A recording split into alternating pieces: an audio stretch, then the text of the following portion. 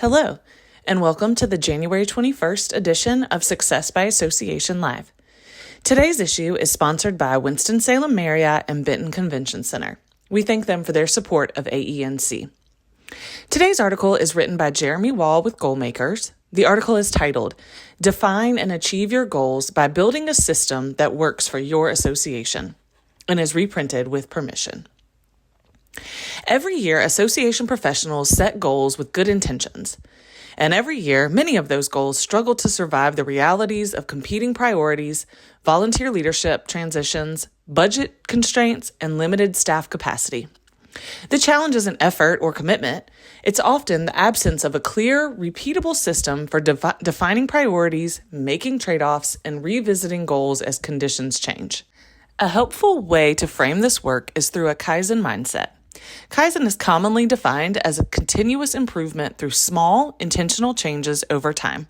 Rather than treating goal setting as a one-time annual exercise, this approach emphasizes progress through regular check-ins, adjustments, and learning. For associations where mission, members, and resources are constantly evolving, this lens is especially valuable. What makes a goal worth pursuing?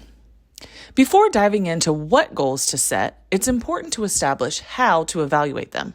At Goalmakers, we share these core goal-setting guidelines to help create goals with consistency.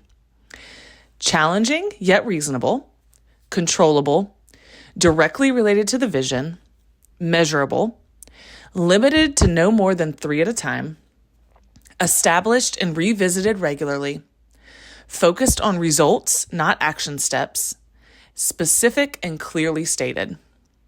This list isn't meant to add complexity. It's a filter. If a goal doesn't meet most of these criteria, it's likely to create noise rather than momentum. 3 types of goals every association balances. In our work with associations, we've found that effective goal setting tends to fall into 3 interconnected categories: financial goals, member goals, and employee goals. Focusing on just one often creates unintended consequences. Balancing all 3 creates resilience and alignment. Financial goals, clarifying trade-offs without losing the mission. As a facilitator for the AEMBA, I've had the opportunity to hear dozens of real-world stories from association leaders about how they approach goal setting in practice.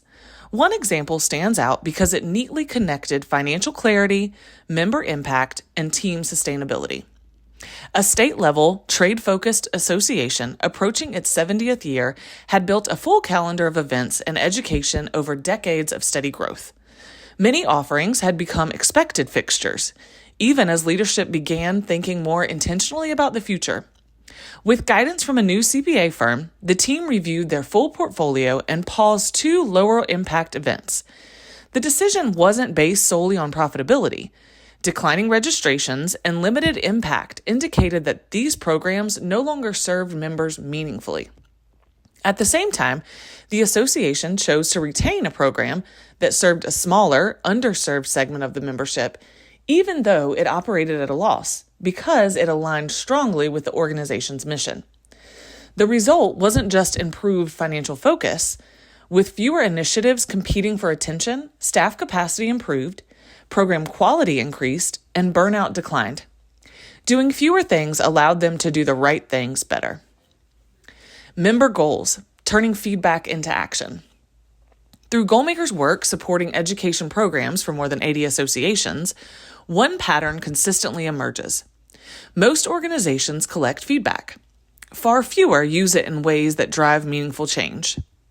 In one of our partnerships with a large national distribution association, we helped them redesign their end-of-year program survey to move beyond general satisfaction questions. The survey paired a simple recommendation-based question with targeted prompts about pacing, format, and peer interaction. The feedback was clear. Participants valued the content, but wanted more time to engage with peers and apply what they were learning. Rather than filing the results away, the association made focused adjustments. We extended the program timeline, added 30 minutes to live sessions, and created more opportunities for peer connection outside of live calls. These changes didn't reinvent the program, they strengthened it.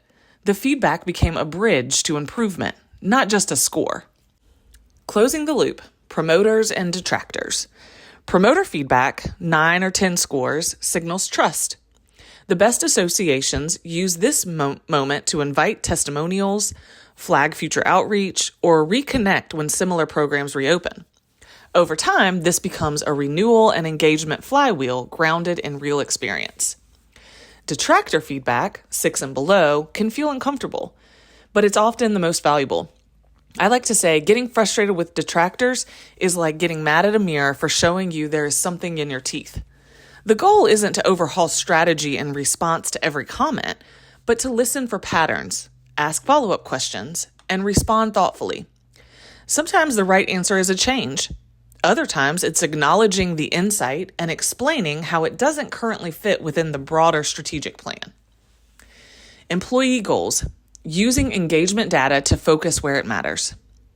Employee goals can be difficult to define in associations where people wear many hats and formal management training isn't always part of the career path.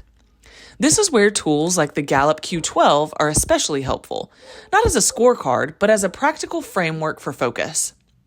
We often encourage teams to start with the foundational questions, particularly Q1, I know what is expected of me at work, and Q2, I have the materials and equipment I need to do my work right. These are considered basic needs. When they aren't met, even highly motivated teams struggle to perform. Beyond those basics, 2 additional questions are worth special attention. Q4, in the last 7 days, I have received recognition or praise for doing good work, is often one of the quickest and easiest areas to improve. When scores are low, it's not a budget issue, it's a management opportunity. Recognition can happen in one-on-ones, informal conversations, or public acknowledgments in front of the team or key volunteer leaders to highlight that success. Just keep in mind, some people hate public recognition, so knowing your team helps you do this successfully. Q8. The mission or purpose of my organization makes me feel my job is important. Is especially important in associations, where mission is central to the organization's existence and is often directly tied to restricted funding. When scores lag here, it's often a signal that employees don't clearly see how their day-to-day work connects to the organization's purpose. Addressing this doesn't require rewriting the mission, but reinforcing the link between roles, priorities, and impact. Don't forget personal goals. Finally, strong goal systems make room for personal goals as well.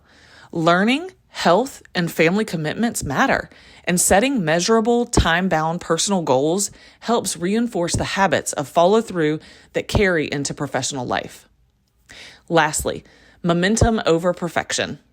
Effective goal setting isn't about getting everything right at the start of the year. It's about creating a system that allows you to pause, prioritize, and adjust. Financial, member, and employee goals work best when they're viewed together, revisited regularly, and grounded in reality.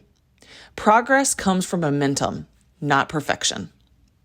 That concludes this article. We hope you have a great rest of your day.